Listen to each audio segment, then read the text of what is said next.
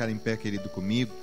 Abre a palavra de Deus que está lá na primeira carta aos Coríntios, capítulo 3, versículo 9.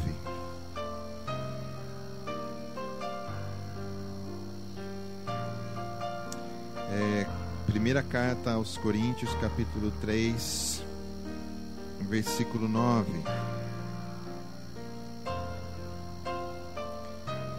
Amém.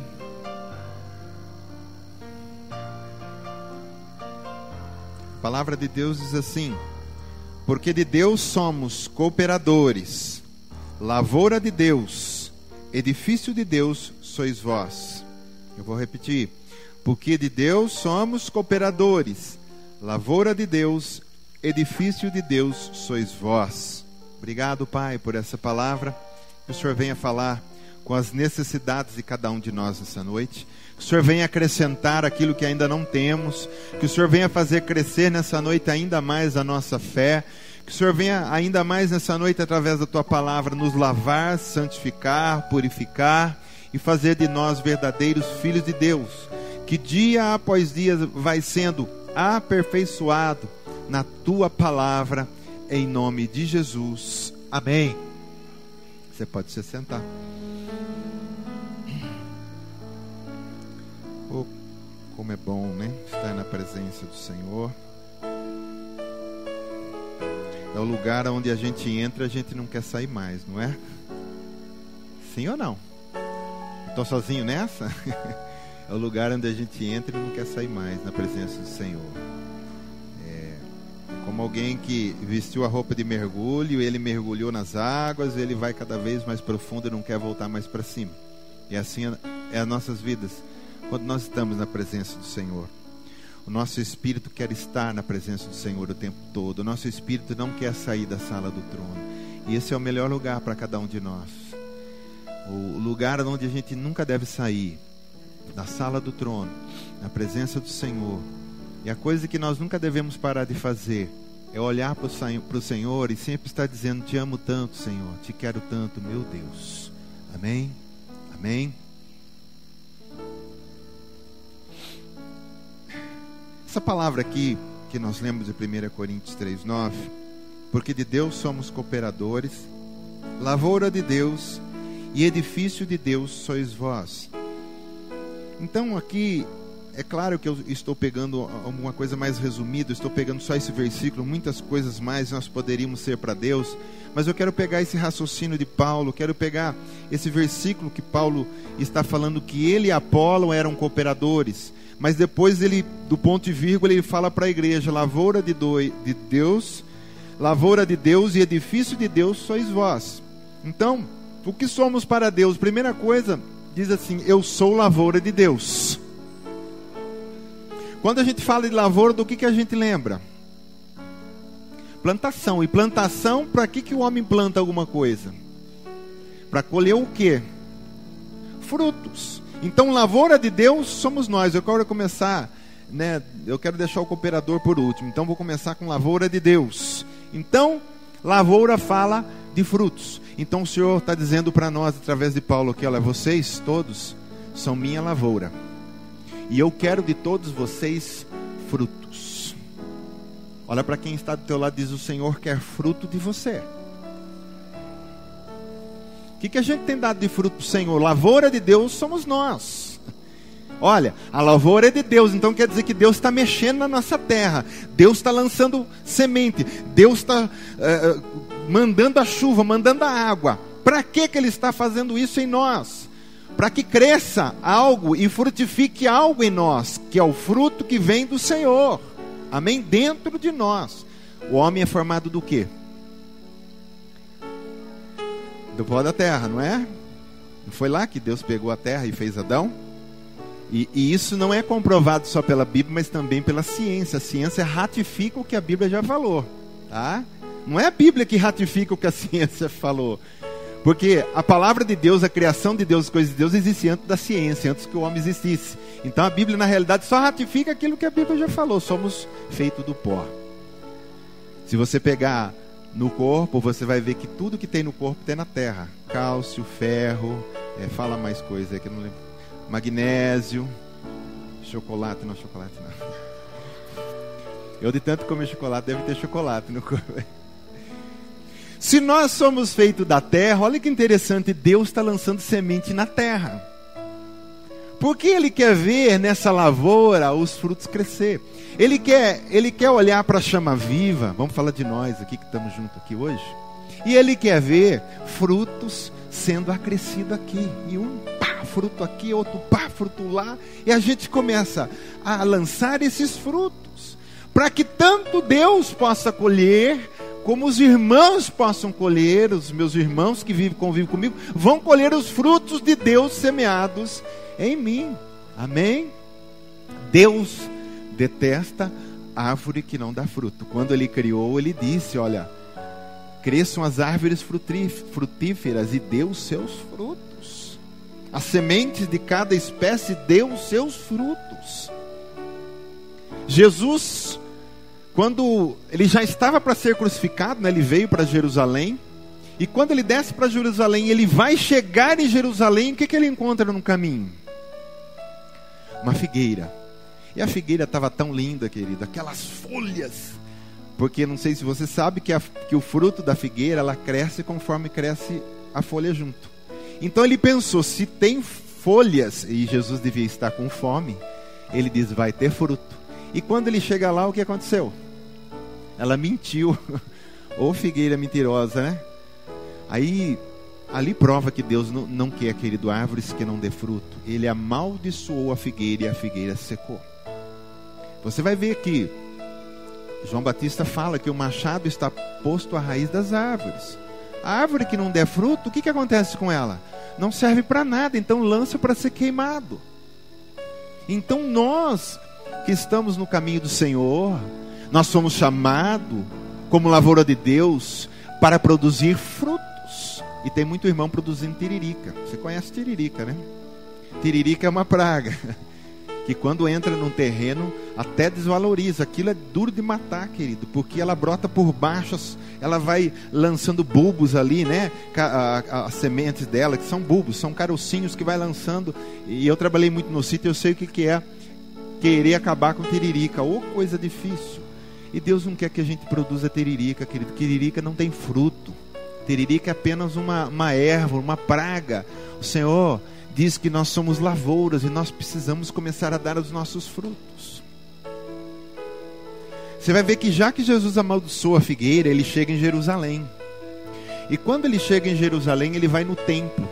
E quando Ele vai no templo, Ele pega uma corda, Ele faz de rei, derruba tudo aquilo. Não tinha fruto naquele templo, não tinha fruto no meio daquele povo que foi chamado para ser o povo de Deus, os sacerdotes de todas as nações.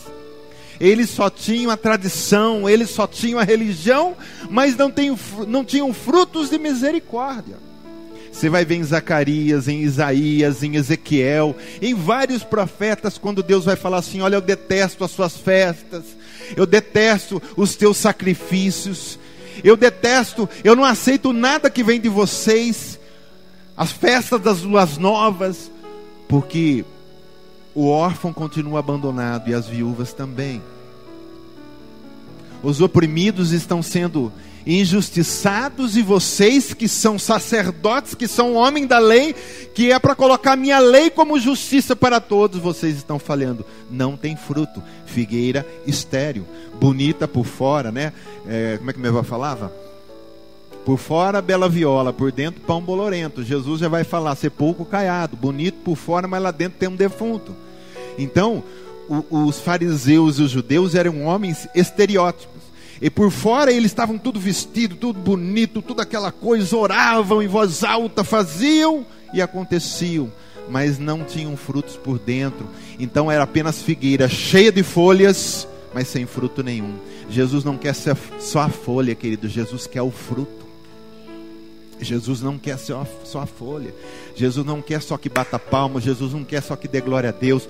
E tudo isso é bom. Quero dizer, se isso tudo não tem fruto dentro, não vale de nada. Jesus quer homens e mulheres que frutifiquem dentro da sua casa. Você está entendendo? Amém?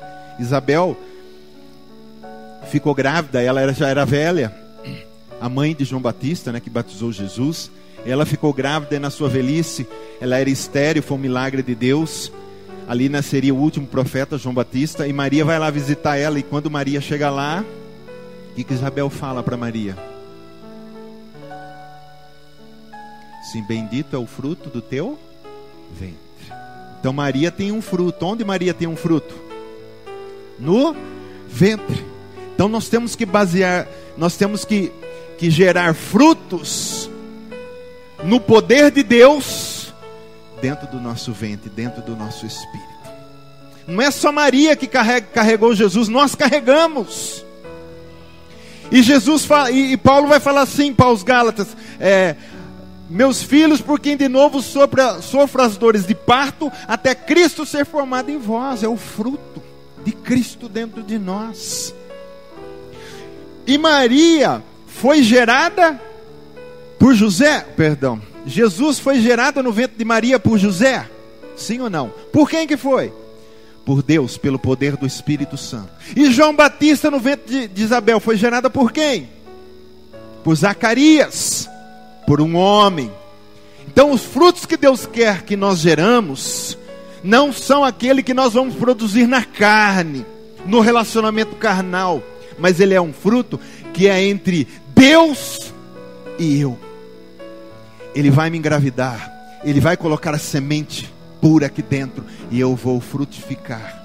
Mas não dependo da carne, não dependo de homens, não dependo do pastor, não dependo do diácono, não dependo de ninguém. Eu dependo só de Deus. É esse fruto que Deus quer, o fruto que vem do Espírito. E aí nós poderemos dizer um para os outros: Almir, bendito é o fruto do teu ventre, porque é Jesus que está sendo gerado dentro de você e os frutos estão aparecendo. Nós estamos vendo, bendito é o fruto do teu ventre. Amém? Nós precisamos, querido, somos lavouras de Deus, precisamos começar a gerar aqui dentro. Deus passeava lá no Éden. E Deus passeia onde hoje? No meio da sua lavoura. Deus ia toda tarde passear no Éden, mas Ele ia porque Ele tinha prazer. Porque naquele Éden tinha muitas árvores de frutos. Era um Éden cheio de frutas. Eu imagino que se nós estivéssemos nesse Éden, nós íamos ficar assustados. Porque uma árvore de um fruto aqui, outro fruto lá, e só fruto para tudo quanto é lado. E Deus passeava nesse jardim de frutos e tinha comunhão com Adão, tinha comunhão com Eva. E hoje Deus passeia nesse Éden que está aqui dentro. Porque o reino de Deus estava no Éden que Ele criou. Sabia que lá era o reino de Deus? Então, como Adão pecou, aquele Éden saiu, aquele reino saiu. Agora ele foi colocado de volta dentro de nós, o reino de Deus, que é o Éden de Deus.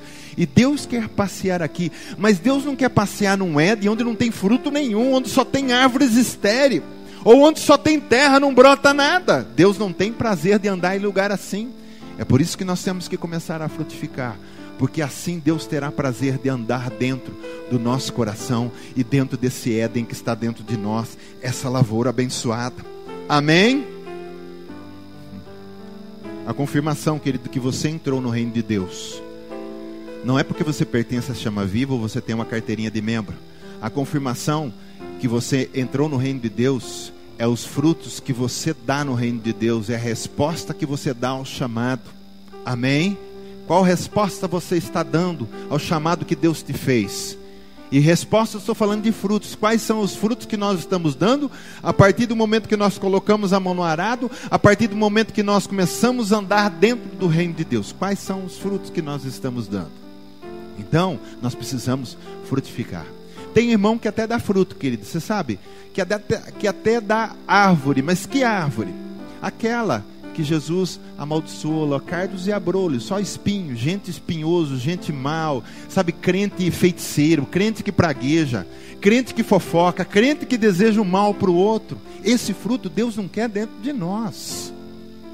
Ele quer frutos que tragam prazer, amor, alegria, paz, benignidade, bondade. Vai lá comigo: fidelidade, mansidão, domínio próprio. Isso são frutos que naturalmente, se eu tenho o Espírito de Deus, ele vai acontecer dentro de mim. Amém? Então você é lavoura de Deus. E como lavoura de Deus, Ele quer ver frutos. Romanos 6:22 diz assim: agora, porém, libertados do pecado, transformados em servos de Deus, tendes o vosso fruto para a santificação. Quem aqui já foi liberto em Cristo Jesus? Amém?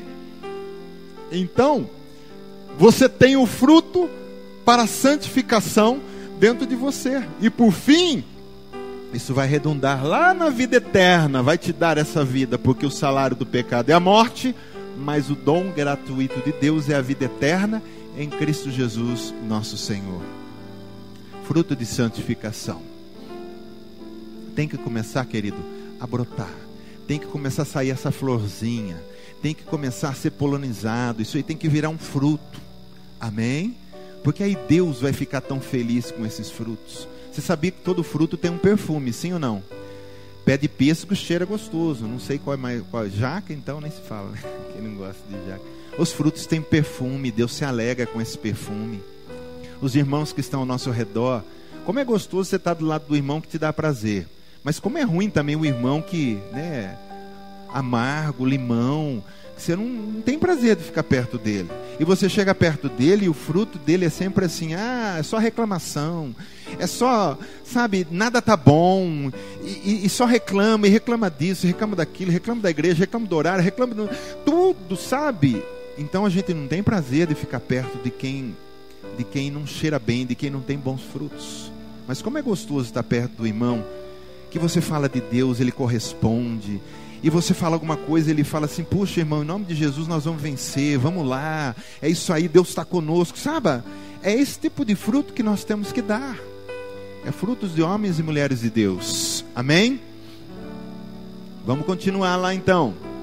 Aí a palavra do Senhor diz que somos lavouras de Deus, e também diz, somos edifício de Deus.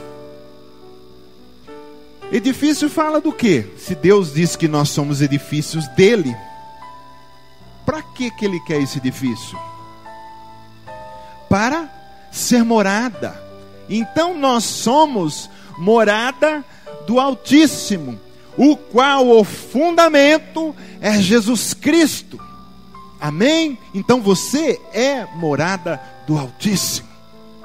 Deus tem prazer não só de vir na sua lavoura e colher os frutos e andar no seu Éden, mas Ele também tem prazer agora como um edifício, Ele habitar dentro de você.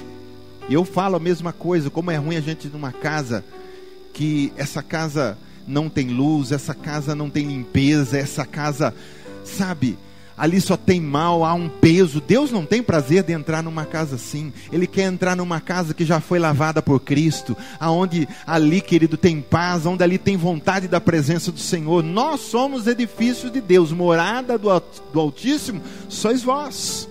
Amém? Eu acho que você não entendeu a profundidade, querido. Você, não estou falando na igreja como um todo, cada um particular, você é a habitação do Deus que criou todas as coisas. Você fala assim, pastor, mas como? Mistério, não me pergunte, mistério, tem coisas que diz, né, Deuteronômio 29, se não me falha a memória, que tem coisas que vai ser revelada só lá no céu. Como que Deus consegue habitar dentro de mim? Que tão pequeno sou. Só que a gente não pode esquecer que dentro de nós há um espírito que foi tirado do Espírito de Deus. Então a substância do nosso espírito é a mesma substância de Deus. Então Deus pode habitar dentro do nosso espírito, dentro desse templo, que esse espírito que está dentro desse templo de barro. Amém? Então isso aqui é o tijolo, isso aqui é a forma por fora, mas aqui dentro Deus tem prazer em habitar. Por isso que ele diz, vós sois edifício de Deus. 2 Coríntios 4:7 diz assim, temos porém esse tesouro, e ali está falando de Jesus, em vasos de barro, para que a excelência do poder seja de Deus e não de nós. Ó, o tesouro está nesse vaso de barro. Jesus está dentro desse templo de barro. E Jesus poderia não querer estar nesse barro, porque Ele tem um trono de glória, sim ou não? Mas Ele nos amou tanto, querido, que Ele tem prazer de estar conosco dentro desse templo. Amém?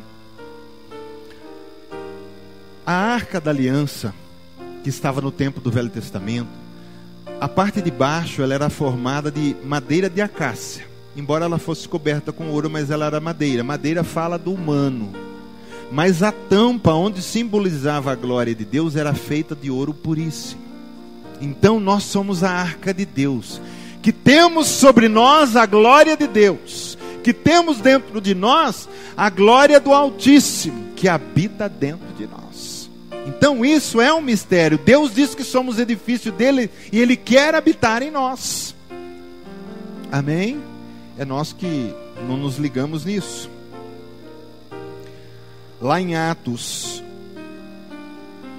17, 24, aí vai dizer assim, ó: Deus que fez o mundo e tudo que nele existe, sendo Ele Senhor do céu e da terra, não habita em santuários feitos por mãos humanas.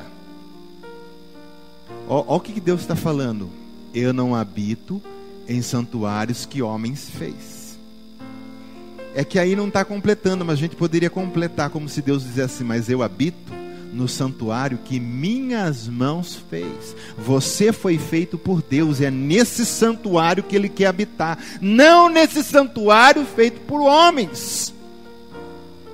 Porque hoje, querido, muitas pessoas adoram santos, muitas pessoas adoram imagem, muitas pessoas adoram até templos, e os muito crentes que adoram templo. Ele entra e diz: essa igreja, eu pertenço. Eu acho errado esses cromos que tem nos carros, onde as pessoas ficam exaltando a igreja em que participam. Eu acho errado. Eu nunca na minha vida você vai ver eu fazer um cromo. Sou feliz porque pertenço à Chama Viva, sou Chama Viva. Não existe isso, querido. Deus não quer templo de pedra. Deus não quer que ninguém se exalte no templo de pedra. Ele quer ser exaltado dentro do templo feito por mão de Deus. Então tem gente que parece que é Aparecida do Norte, né? A igreja tal, o crente, nossa, falou de lá, é o tijolo. Não é aí, querido.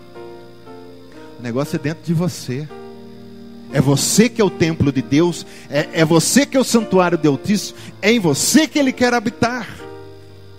Você vai ver que quando Salomão, lá no Velho Testamento, ele constrói o templo, e Deus tinha que começar de algum lugar, e esse templo ficava em Jerusalém, e todas as festas principais, como Páscoa, Pentecoste e Festa dos Tabernáculos, aonde existisse judeus espalhados pelo mundo ou em todo Israel, tinha que descer lá em Jerusalém para nesse templo vir.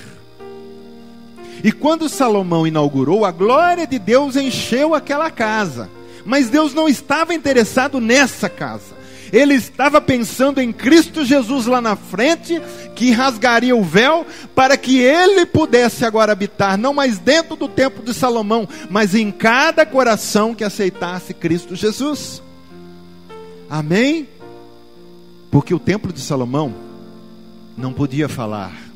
O templo de Salomão não podia abraçar, não podia amar, era apenas um templo. Mas hoje, dentro de nós, querido, existe a presença do Senhor, de uma maneira tal em abundância que nós podemos tê-lo, que aí sim esse templo feito por mãos de Deus pode abraçar, pode amar, pode levar misericórdia, pode falar da palavra do Senhor, pode querer manifestar ao outro a presença que está aqui. Porque aquele templo de Salomão não saía daquele lugar. Mas eu hoje posso andar. Eu posso sair daqui e ir em tal lugar, em algum lugar, e lá manifestar a presença do Senhor. É por isso que Deus me quer. Porque aonde eu estou, Ele está também. Como Ele disse para Josué: Josué, aonde pisar as plantas do teu pé, eu te dou. Josué, eu estou contigo. Mas hoje Deus está dentro de nós. Ele não está conosco, Ele está dentro de nós. E aonde você vai, Deus está com você. Aonde você vai, a presença da glória está envolvendo o seu templo. E ali Deus vai se manifestar. Amém? Você é a habitação do Deus Altíssimo. E eu dou uma exortação para você, como Paulo deu aos Éfesos. Mas mesmo sendo a habitação do Altíssimo, não deis lugar ao diabo. Não dê terreno para o diabo. Esse não deis lugar, a palavra lugar do original é sentido de província. Quer dizer, não dê nenhuma província, nenhum território para o diabo. Tudo é de Deus. Dentro de você só pode ter Deus e mais ninguém. Amém? Dentro dos seus pensamentos só deve existir Deus e mais ninguém. Dentro da sua vontade só deve existir Deus e mais ninguém. Em todas as suas emoções só deve existir Deus e mais ninguém. Então tudo aqui é do Senhor, já foi comprado pelo sangue de Cristo. Por isso que eu sou também edifício do Deus Altíssimo. Amém? Edifício de Deus sois vós. Glória a Deus. Obrigado, Pai, pelo Senhor ter um céu de glória, um lugar cheio de anjos dizendo santo, santo, santo. E o Senhor mesmo assim quer habitar nesse homem tão pequenino, que habita num planeta perdido na imensidão de tantas galáxias. E o Senhor tem prazer de habitar dentro desse templo. E aqui dentro, Senhor, o Senhor manifestar todo o seu amor, toda a sua misericórdia, graça e paciência para cá, com cada um de nós, Senhor. Nós te damos glória, Pai. Te damos glória, Pai. Te damos glória. Aleluias. A palavra do Senhor também diz que nós somos cooperadores de Deus. Lá quando Paulo, ele está falando dele, de Apolo, que tinha plantado a igreja, ele diz: somos cooperadores de Deus. Cooperadores lembra do quê? Quando eu falo assim, eu sou cooperador de Deus, do que você lembra? De trabalho, não é? Sim ou não? Você está cooperando com alguém, você está trabalhando com alguém. Porque a obra é minha ou é dele? É dele. Então, se a obra é dele, ele me chamou para quê? Ser cooperador dele. Porque se Deus quiser, querido, ele não precisa de mim pregando aqui. Ele não precisa. Ele poderia vir aqui e pregar para você ele mesmo. Mas Deus deixou para que o homem pregasse para o homem. Paulo andou por tantos lugares levando o evangelho. Poderia ser um anjo, ele diz, não, é o homem. Não foi o homem que pecou, o homem que caiu. Jesus transformou em homem para salvar o homem, restaurar o homem, e também dizer para o homem agora, da mesma maneira que eu preguei, agora envio vós também para pregar. Então, o pastor Edson está aqui na misericórdia de Deus, tentando trazer uma palavra de Deus para você, amém? Tentando levar você a uma consciência do que Deus quer nessa noite. Mas ele poderia estar pregando aqui, mas ele diz, ele me chamou para ser cooperador dele. E Deus nessa noite olha para você e também te chama para ser cooperador dele. O quanto nós temos cooperado com a obra de Deus, em todos os sentidos, o quanto nós temos sido servos do Senhor. Porque eu sou servo do Senhor, você é servo do Senhor. E nós fazemos isso com alegria no coração. Eu acho que essa passagem que nós já lemos, olha que interessante, eu não quis comentar lá porque senão nós íamos passar na frente. Agora, porém, libertados do pecado. O que a gente era do pecado? Servo do pecado, sim? Então nós somos libertados do pecado, não somos mais servo dele. Só que a palavra vem dizer assim, ó, libertados do pecado, transformados em servos de Deus. Eu não sou mais servo do pecado, mas agora sou servo de quem? De Deus. Mas agora eu sou servo de Deus pela liberdade do Espírito, não é porque Deus me empurra a fazer. É na liberdade do Espírito. Eu sou servo dele, para servi-lo, para fazer com que o reino dele seja estabelecido. Então Deus precisa de servos na terra. Deus precisa de servos no bairro que você mora. Deus precisa de servos na escola onde você estuda. E Deus está olhando para você e Ele está perguntando, filho, posso contar com você? Você pode cooperar comigo nessa obra, nessa grande obra que eu tenho para fazer na terra? Filho meu, o mundo está em trevas. Será que posso contar com você para cooperar e ser a minha luz para onde eu te enviar? Ser servo, querido. Sem reclamar, sem chorar, sem fazer beicinho, sem resmungar, ser servo com prazer.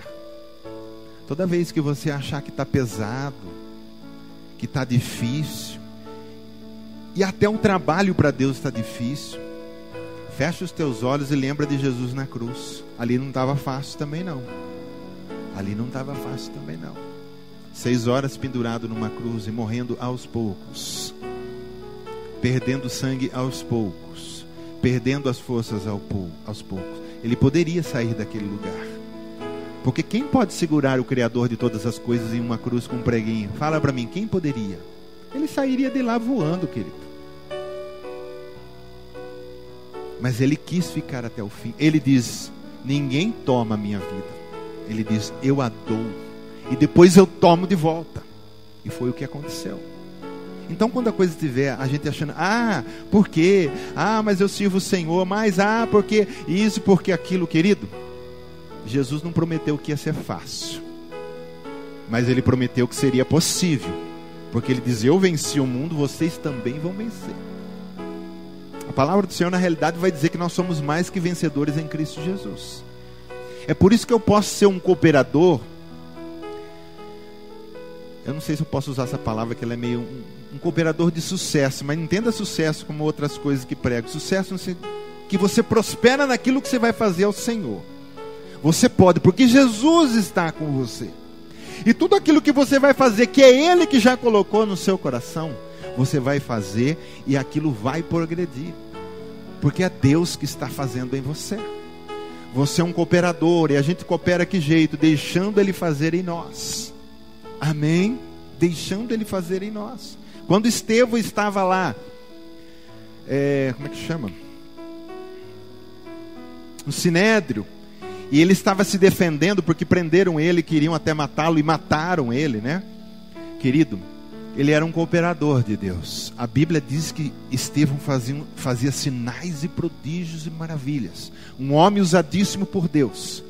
E de repente prendem ele, e ele estava no Sinédrio. Querido, ele estava fazendo tudo como servo, mas ele era apenas um templo emprestado para ser cooperador. E quando ele estava falando no Sinédrio, cumpriu-se a palavra que o Senhor disse aos seus discípulos: quando te prenderem, não se preocupe com o que tem que falar, eu falarei em vocês, eu serei boca em vocês. E quando Estevão começou a falar e discorrer desde o Velho Testamento até o Novo, eles não suportavam e não conseguiam passar por cima de Estevão com a sabedoria com que ele falava. E o rosto dele brilhava como o rosto de um anjo, era um rosto florescente lá na frente. Então perceba que ele era um servo, mas não era ele quem fazia, era Jesus que estava falando nele. E quando levaram para ele ser apedrejado, não é porque Deus não podia defender, é que Jesus quis chamar ele mais perto, Jesus quis chamar ele mais adiantado, só isso, que se Jesus quisesse libertá-lo, Jesus tinha libertado, mas como servo ele foi até o final. E mesmo recebendo as pedradas ou com as pedras na mão, ele disse: Senhor, mas eu sou o teu servo. Tem tanta gente fazendo isso hoje. O cara está andando, fura o pneu do carro numa viagem. Ai, Senhor, mas eu sou o teu servo, furou o pneu. Oh, meu querido, Estevão estava lá com um monte de gente com pedra na mão, e ele dizendo que o Senhor não imputasse o pecado deles. Como que alguém falaria isso para um assassino? E foi o que ele fez, porque ele é servo. E Deus faz com o seu servo aquilo que ele quer. Deus faz com o barro aquilo que ele quer. Amém? E Deus leva quem ele quer, a hora que ele quer. Sim ou não? Deus leva quem ele quer, a hora que ele quer. Porque somos servos do Senhor. E eu tenho o prazer de dizer que eu sou servo. Porque, querido, se é uma coisa que deixa qualquer crente frustrado, é quando você começa a olhar para você e você não vê nada, você não se sente cooperador de nada, não se sente útil para nada. Mas como é gostoso quando a gente é usado, quando a gente abre a nossa boca, só abrir, deixa que Deus coloque, e você vai falar de Jesus para alguém, e de repente aquela família vem para o Senhor, e daquela família vem outra, e vem outra. Você diz: Senhor, ai que gostoso ser útil para ti, ser cooperador seu. Tem muitos crentes velhos que não fizeram nada a vida toda e hoje estão em uma cama frustrado, depressivo, porque olham para trás e não sentem prazer em nada, porque não fizeram nada e não cooperaram em nada para o Senhor.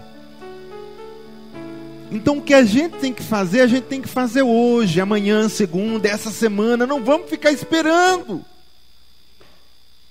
O que Deus... Como um soldado. O soldado, quem está lá em Pirassununga, lá como um soldado da aeronáutica, ele não mexe com outra coisa. Você não vê que ele tem quitanda, ele tem supermercado, ele tem fábrica de joia, né?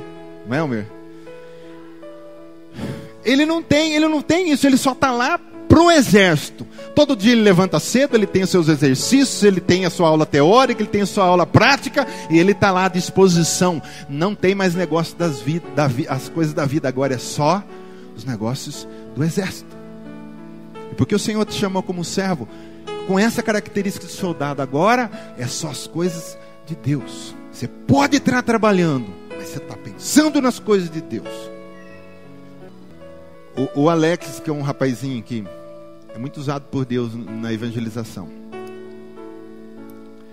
Você sabe que, vamos falar de uma maneira geral, a igreja hoje, olha o que eu vou falar para você, ela tem vergonha de falar de Jesus. A maioria das pessoas. A maioria, não são todos não, mas a maioria tem. Porque elas sentem vergonha do seu Senhor. Que se eu falar de Jesus, o que vão pensar... Olha a primeira coisa que vem, o que vão pensar de mim. Agora, Jesus, quando estava na cruz, não disse assim, o que vão pensar de mim, quase nu aqui, como um criador, tudo lascado, tudo cortado. Ele não pensou o que vão pensar de mim. Ele sofreu vergonha por nós. E ele disse, se você me envergonhar, e se envergonhar de mim na terra, também diante do Pai, diante dos anjos, se envergonharei de você. Eu vou dizer, tenho vergonha de você. Então a gente tem que abrir a boca e falar. O Alex trabalha num serviço que ele tem contato com muita gente o dia todo. Mas ele já conta sempre história para mim, né? A gente sai caminhar, ele conta, às vezes ele conta, o pastor apareceu não sei quem lá. Ele não perde a oportunidade. Ele tem, na realidade, uma bênção na mão, que é almas o dia inteiro, né, Alex? No estacionamento. Entra um, sai outro, entra um, sai outro. Se a pessoa não pensar em falar nada, ele já está falando de Deus. Mas se a pessoa reclamar, então o Alex entra com os dois pés, né? Ah, porque as coisas não estão boas, irmão.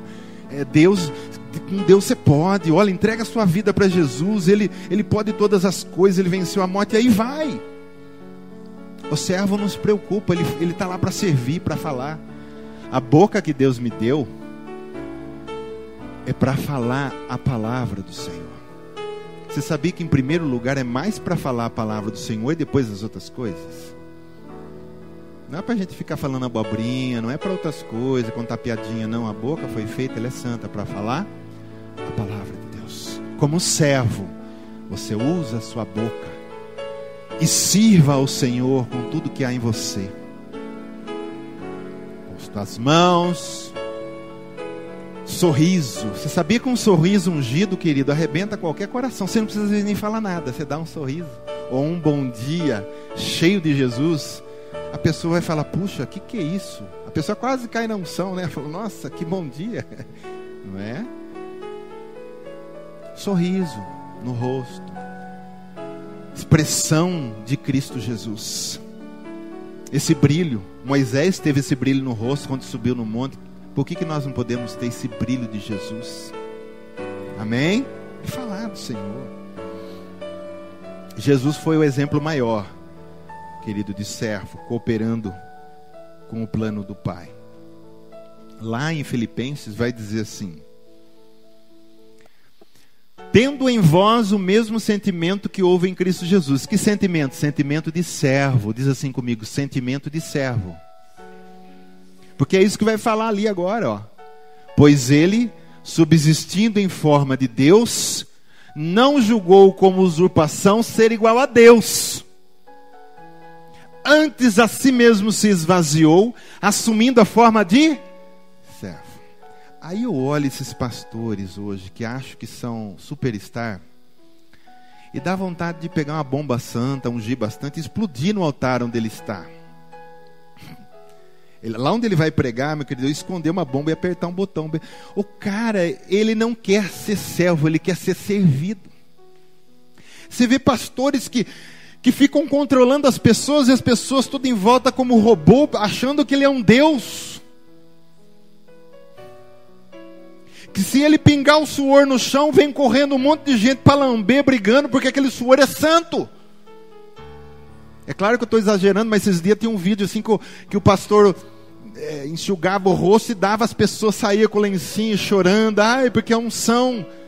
Oh, meu querido, é servo, não é superstar. Nem Jesus fez isso, nem os apóstolos fez isso. Quem que são esses Zé Ruelas para estar aí achando que é alguma coisa? Porque se tem alguma coisa nele é porque Deus colocou pela misericórdia num vaso de barro. E já lemos agora que é num vaso de barro para não ter a glória para ele, a glória é de Jesus. Mas aí o cara não quer ser servo. Jesus foi, mas ele dizia: eu não, sou cabeça, não sou cauda. E todo mundo tem que servir ele, todo mundo tem que estar ali. É como se fosse um rei assentado num trono. Aliás, eu assisti uns vídeos também que não dá para entender isso, que o cara sentou num trono lá, fizeram, não sei se era aniversário do pastor ou o que foi. Ele assentou no trono, e aí todos os diáconos pegaram ele, colocaram no ombro e saíram andando na igreja e todo mundo batendo palmas.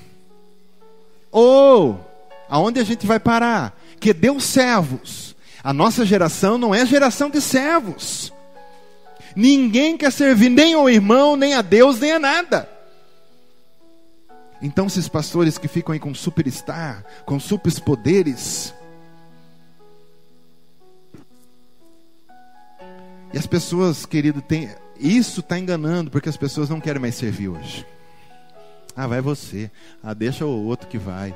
Não, querido, o servo, ele não espera ninguém mandar, ele vai e faz. Viu? O servo não fica esperando alguém: você tem que fazer isso. Não, o servo está lá para servir.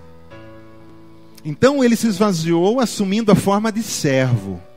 Jesus poderia ter assumido a forma de um grande imperador, de um grande rei, mas ele assumiu a forma de servo. Ele não nasceu num palácio, nasceu numa manjedoura com cheiro de cocô, vaca, bode, tudo ali, aquela coisa. Não é um lugar para ter uma criança, vocês sabem disso, né? Mas foi no lugar mais humilde que o rei do universo nasceu. Ele já estava dizendo: olha, gente, esquece, viu? É servo, é humildade. Se é uma coisa que eu me orgulho, é da minha humildade, amém? Mentira. Tornando-se semelhança de homens e reconhecido em figura humana, a si mesmo se humilhou, tornando-se obediente até a morte e morte de cruz. É a mesma, essa receita toda é para você e para mim, porque diz lá que nós temos que ter o mesmo sentimento que houve em Cristo Jesus. Jesus se humilhou? Vou me humilhar. Jesus se fez servo? Vou ser servo. Jesus foi até a morte e morte de cruz? Também vou até a morte se precisar. Mas não deixo de ser servo, não deixo de imitá-lo. Por isso que nós somos cooperadores e somos servos. Amém? Aí Jesus foi lá lavar na última ceia. E todo mundo esperando que alguém fosse lavar os pés. Quem foi lavar o pé de todo mundo? Jesus pegou a bacia, pegou a toalha. Aí Pedro viu aquilo, Pedro ficou muito chocado. Falou: nossa, o mestre lavando nosso pé. Não, mestre, o meu o senhor não lava. Ele falou: Pedro, se eu não lavar o seu pé, você não tem parte comigo. Então me dá um banho inteiro, Jesus. Não, Pedro, para. O Pedro era 8 ou era 80, não tinha jeito com ele. Jesus lavou o pé. Isso era o trabalho do funcionário mais baixo da casa, que lavava os pés das visitas que chegavam. E Jesus disse assim: eu vou dar exemplo para vocês. O maior tem que ser o menor. O maior tem que servir a todos. Você quer ponto com Jesus, querido? Não fica procurando púlpito, procurando filmadora, procurando foto, procurando destaque. Você quer ter ponto com Jesus? Sirva a todos. Sirva a todos, seja servo. Jesus se agrada tanto de corações que são servos, corações que socorrem, corações que está sempre pronto a ajudar, sempre pronto a servir. É isso que Deus está procurando. Por isso que Paulo diz assim: somos cooperadores de Deus. Mas muitas das vezes a gente não quer lavar o pé, a gente quer estar na mesa sentado. A gente quer estar correndo lá: eu quero mesa, eu quero holofote. Mas lavar pé, não lavar pé eu não quero. O negócio de lavar pé não dá. Tem cara tem frieira, o outro tá, sei lá, né? Unha encravada, não dá, querido. Lavar pé. Se humilhar. Porque aqueles que se humilham, Deus vai exaltar. Jesus foi o mais humilde de todos os homens que pisou nessa terra. Só que Deus o colocou com o nome acima de todos os nomes. Se você continuar o texto, ele vai falar isso. E ele está num lugar de glória acima de todos. Ninguém tem a glória que Jesus tem, porque ele foi a mais profunda da humilhação. E hoje as pessoas querem exaltação, mas não querem passar para a humilhação. Fica quietinho, querido, aguenta calado, sabe? Sofre o que tem que sofrer, sirva o Senhor, continua trabalhando, não tem problema. Na hora que... É como um depósito, isso vai sendo lançado. Vai chegar uma hora que você vai vir um cheque para você receber. Tá? De tudo aquilo que você plantou glória, plantou humildade, plantou servidão, plantou trabalho ao Senhor, plantou boca fechada lá na frente, você colhe glória. Amém? Então a gente tem que começar com as coisas simples. Uma coisa que eu quero aproveitar falando de servo, querido, uma coisa que nós teríamos que despertar em nós, aqui da Chama Viva, é a gente entender que cada culto, eu tenho que, como servo, preparar esse culto. Sabe, às vezes a gente vê em outras igrejas, as pessoas vão meia hora, uma hora antes, está todo mundo lá orando, pulando, dando piruleta. A hora que começa o culto, já está lá no... E aqui eu tenho sentido essa dificuldade. Então ser servo é você vir, é você...